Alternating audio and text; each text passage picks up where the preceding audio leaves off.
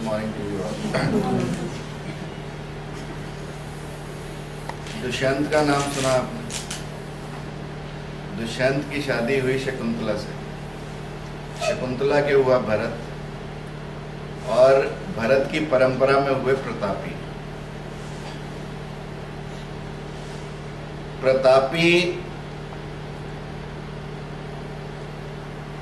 जब एक दिन नदी किनारे विचरण कर रहे थे तो उनकी दाईं जंघा पर आकर गंगा जी बैठ गई और गंगा से विनय किया कि मुझे पत्नी के रूप में स्वीकार करें। तो राजा ने कहा कि दाएं जांघ पर तो या तो पुत्र बैठ सकता है, या पुत्री बैठ सकती है, या पुत्र वधू बैठ सकती है। पत्नी तो वाम अंगी होती, क्योंकि तुम मेरे दाएं अंग में बैठे हो, इसलिए मैं तुम्हें पत्नी रूप में तो नहीं परंतु पुत्र वधू के रूप में स्वीकार कर सकता हूं। और उसी राजा के यहां हुए शांतनु, और अपने पुत्र को आदेश दिया कि जिस दिन तुम्हें कोई ऐसी कन्या मिले और गंगा के गुणों का व्याख्यान किया तो तुम उसे मना मत करना, उससे शादी कर देना। तो शांतनु को गंगा मिली, गंगा के गुणों को देखा, गंगा ने प्रपोजल दिया और शांतनु ने बिना किसी हेजिटेशन के गंगा को स्वीकार किया। और गंगा ने एक ही शर्त रखी कि मैं जो कुछ भी करूं तुम उसमें बाधा उत्पन्न नहीं करोगे। यदि तुम्हें यह शर्त मंजूर है तो मैं तुम्हारे से शादी करने के लिए तैयार हूं। और कहते हैं शांतनु और गंगा के 8 पुत्र हुए। 7 पुत्रों को गंगा ने अपने वेग में समा दिया एक एक करके, और 8वें को जब बहाने लगी तो शांतनु ने उसे रोका। और जैसे ही शांतनु ने गंगा को रोका, गंगा अपने 8वें पुत्र के साथ अंतर्धान हो गई। वो 8वें पुत्र देवव्रत कहलाए, गंगा पुत्र कहलाए और भीष्म पितामह कहलाए। अब गंगा ने ऐसा क्यों किया कि अपने 7 पुत्रों को बहा दिया और 8वें को बचा दिया? वसुओं का नाम सुना आपने? 8 वसु थे। उन्होंने वशिष्ठ के आश्रम से कामधेनु को चुरा लिया। कामधेनु को चुराया तो वशिष्ठ ने उन्हें श्राप दे दिया कि तुम मृत्यु लोक को प्राप्त होगे, यानी तुम मनुष्य योनि में फिर से जाओगे। जब उन्होंने प्रार्थना की तो महर्षि वशिष्ठ ने कहा कि तुम में से 7 तो एक एक करके एक एक साल के अंतराल पर मृत्यु लोक को भोगकर वापस आ जाओगे, और जो 8वां वसु होगा वो धर्म, नीति, शस्त्र और शास्त्र का ज्ञाता होगा। इसलिए भीष्म 8वें वसु भी थे। और इतना ही नहीं, जब शांतनु को मिले कैसे भीष्म, शांतनु पुनः गंगा किनारे विचरण कर रहे थे तो देखा एक दिन कि एक व्यक्ति गंगा के वेग को रोककर खड़ा।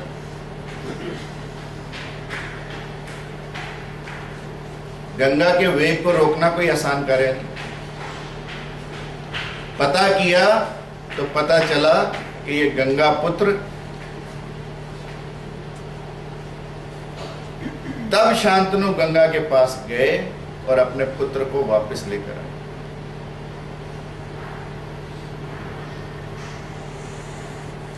अब सालों साल बीत गए, कहते हैं लगभग 35 वर्ष बीत गए,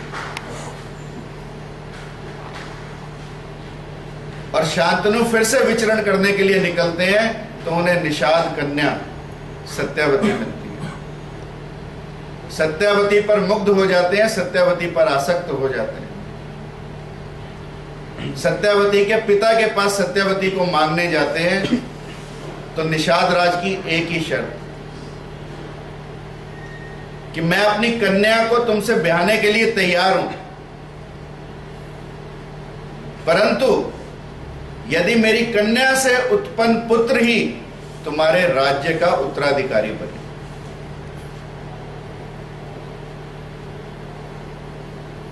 शांतनु विचलित हो जाते, क्योंकि वो गंगा पुत्र से राज्य का अधिकार छीनना नहीं चाहते। वापस आ जाते, राज कार्यों में मन नहीं लगता। गंगा पुत्र को पता लगता, निषाद राज के पास जाते और कहा कि तुम सत्यावती को मेरे पिता के लिए दे दो। निषाद राज ने पुनः अपनी शर्त दोहराई तो गंगा पुत्र ने कहा कि तुम्हारी कन्या के गर्भ से उत्पन्न संतान ही इस राज्य की उत्तराधिकारी बनेगी, ऐसा मैं तुम्हें वचन देता हूं। तो निषाद राज ने कहा तुम्हारा वचन तो ठीक है,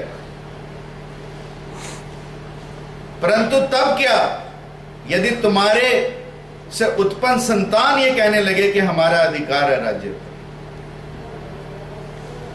तो तब गंगा पुत्र ने कहा कि मैं आजीवन शादी ही नहीं करूंगा। ऐसी प्रतिज्ञा ली कि मैं आजीवन नैष्टिक ब्रह्मचारी ही रहूंगा। और उस प्रतिज्ञा को लेने के कारण भीष्म कहलाए। भीष्म प्रतिज्ञा को लिया। और इतिहास बताता है कि अनेक मौके आए जब गंगा पुत्र के सामने ऐसी सिचुएशंस पैदा हुई, परंतु उन्होंने सिचुएशंस को अपने ऊपर हावी नहीं होने दिया। पहली सिचुएशन कब आई? जब अंबिका अंबालिका को सत्यावती के पुत्र विचित्र वीर्या के लिए ब्याहने के लिए उठाकर ले गए। अंबा पहले से शल्यराज को अपना पति मान चुकी थी।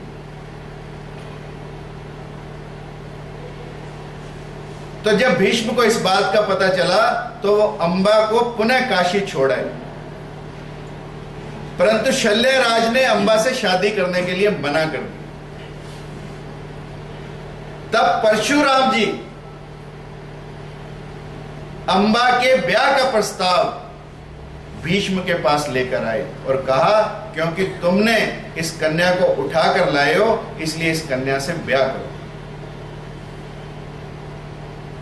परंतु भीष्म तो भीष्म थे, अपनी प्रतिज्ञा में बंधे थे। परशुराम से युद्ध करना स्वीकार किया, परंतु अपनी प्रतिज्ञा को नहीं तोड़ा। और ऐसा युद्ध जिसे देवी देवताओं ने देखा, और अंत में देवी देवताओं को परशुराम को ही समझाना पड़ा, परंतु भीष्म ने अपनी प्रतिज्ञा को नहीं तोड़ा। और दूसरा मौका कब आया? जब अंबिका और अंबालिका से कोई संतान उत्पन्न नहीं हुई। और सत्यावती के दोनों पुत्र चित्रांगद और विचित्रवीर्या मर चुके थे। तो मां ने कहा कि मैं तुम्हें आज्ञा देती हूं कि तुम शादी करो या इन दोनों से संतान की उत्पत्ति करो। तो भीष्म ने कहा कि पांचों महाभूत अपना गुण छोड़ सकते हैं, सूर्य अपना तेज छोड़ सकता है, चंद्रमा अपनी शीतलता छोड़ सकता है, परंतु गंगा का पुत्र भीष्म अपनी प्रतिज्ञा को नहीं छोड़ सकता। ऐसी भीष्म प्रतिज्ञा करने वाला भीष्म पितामह, जिसे कौरवों और पांडवों ने कहा, उसको आज हम याद,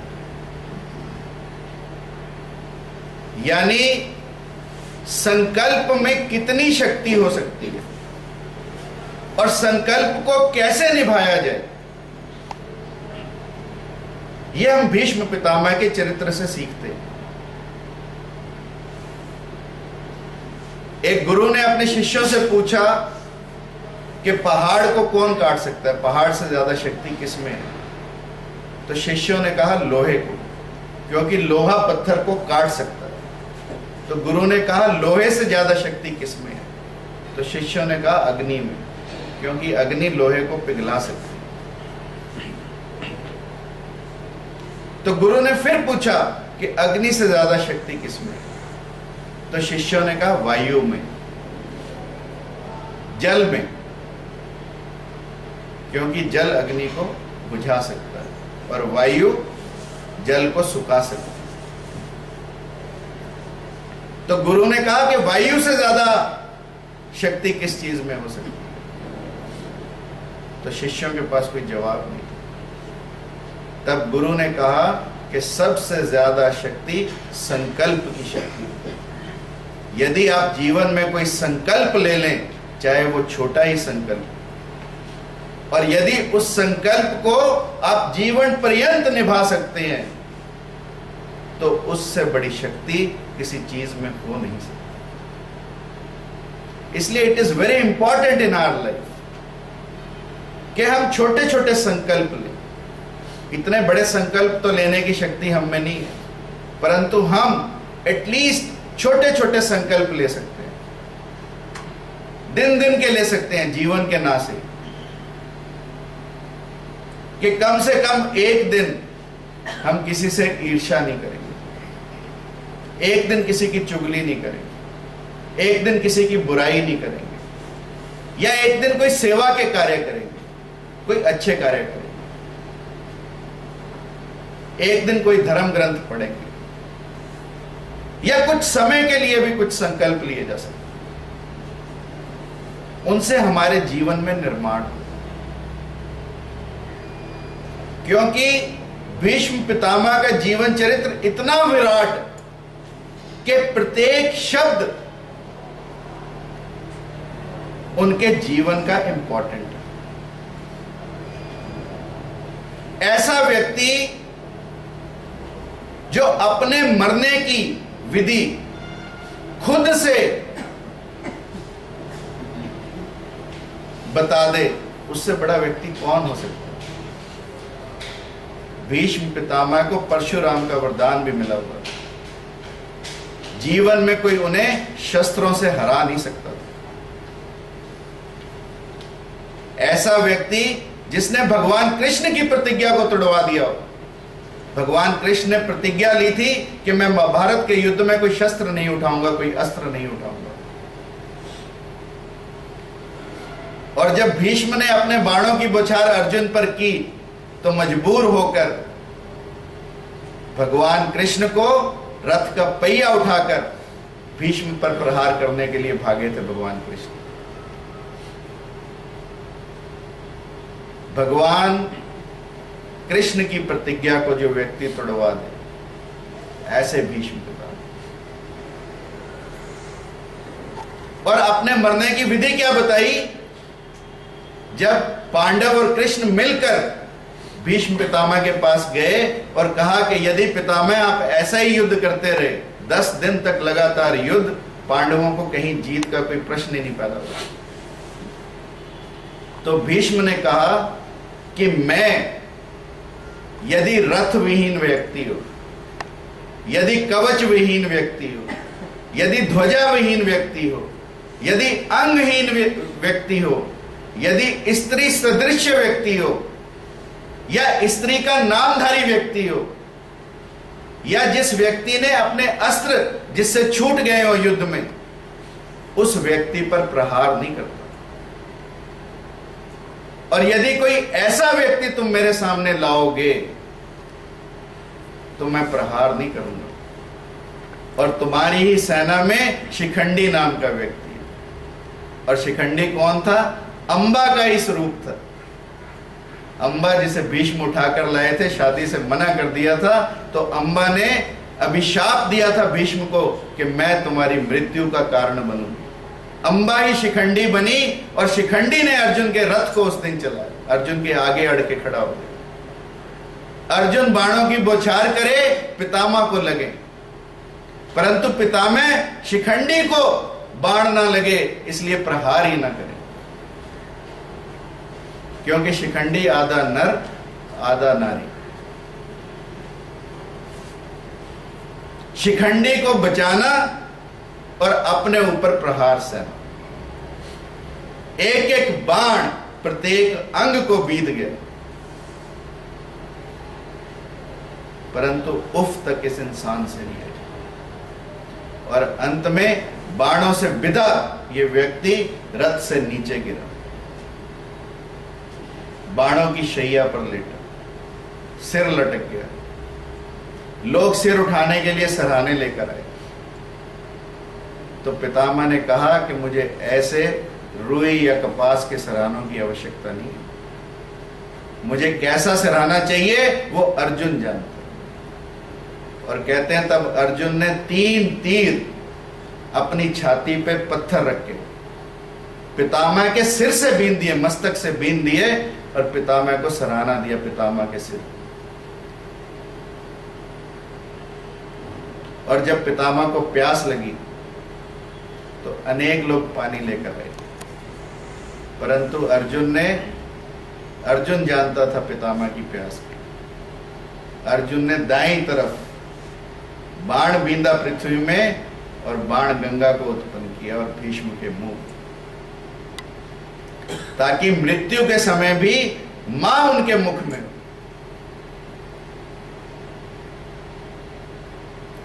और जब सभी वैद्य दुर्योधन ने भेजे कि पितामह का इलाज कराओ, पितामह के बाण निकालो, तो पितामह ने तब भी धर्म को नहीं छोड़ा। पितामह ने कहा कि बाइज्जत इनाम देकर इन वैद्यों को विदा किया जाए, मुझे अब इन वैद्यों की आवश्यकता नहीं। इच्छा मृत्यु का पिता ने वरदान दिया था, उसी इच्छा मृत्यु की बदौलत अपने प्राणों को रोके रखा, क्योंकि सूर्य दक्षिणायन में था और उत्तरायण की प्रतीक्षा की, और इसलिए मकर संक्रांति का पर्व मनाया जाता है कि उस दिन सूर्य दक्षिणायन से उत्तरायण में आता है। उसी दिन भीष्म पितामह ने अपनी इच्छा से अपने प्राणों को अपने अंगों से निकालकर ब्रह्मरंध्र से निकाला। और जब भीष्म पितामह शरशैया पर लेटे थे तो कृष्ण भगवान ने कहा कि ज्ञान का सूरज डूब रहा है, पांडवों जाओ और भीष्म पितामह से अंतिम ज्ञान लेकर आओ। तब द्रौपदी बहुत जोर से हंसी। द्रौपदी ने कहा कि उस पितामह से जब मेरा चीर हरता रहा दुशासन और वो पितामह चुप करके बैठा रहा, वो पितामह कैसे धर्म नीति और शास्त्र का आज ज्ञान हमें दे सकता है? कैसी ज्ञान की बातें वो पितामह कर सकता है जब द्रौपदी का चीर हरा जा रहा हो और वो पितामह चुप करके बैठा? तो तब पितामह ने कहा कि उस समय मेरे खून में दुर्योधन के गंदे अन्न का संचार था, और अब बाण लगने से वो गंदा खून निकल गया।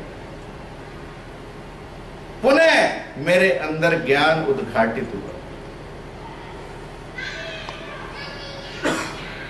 तब कहते हैं पितामह ने पांडवों को ज्ञान, धर्म और नीति की शिक्षा दी। और लोग ऐसा भी कहते हैं कि महाभारत काल के सबसे बड़े अर्थशास्त्री भी पितामह ही थे। पितामह की गिनती उन 7 चिरंजीवियों में होती है जो हमने पहले भी जब कृपाचार्य की चर्चा की, अश्वत्थामा बलि व्यासो हनुमान च विभीषण कृपा परशुरामश्च सप्तेत चिरजीवन समरेणात् सप्तेतान। इन 7 का तो स्मरण करो ही करो।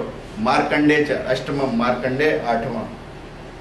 अगर इन सब का आप स्मरण करते हैं तो आपकी अपमृत्यु, अचानक मृत्यु जो है वो वर्जित हो जाती है। Thank you very much.